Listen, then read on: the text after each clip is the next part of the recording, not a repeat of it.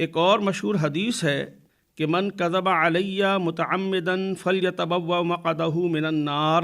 ترجمہ جس نے مجھ پر جھوٹ باندھا وہ اپنا ٹھکانہ جہنم میں بنائے۔ جبکہ دوسرے موقع پر ارشاد فرمایا جس کا مفہوم ہے اللہ اس شخص کے چہرے کو تر و تازہ رکھے جس نے میری بات کو آگے پہنچایا۔ پھر مزید ارشاد فرمایا جس کا مفہوم ہے تم مجھ سے جو سنو یا جو لو اسے آگے دوسروں تک پہنچا دو، ممکن ہے وہ اس بات کو زیادہ بہتر سمجھ سکیں۔ اسی طرح آپ علیہ الصلاۃ والسلام نے حجۃ الوداع کے موقع پر اپنی آخری خطبے میں ارشاد فرمایا فَلْيُبَلِّغَ الشَّاهِدَ الْغَائِبَ، ترجمہ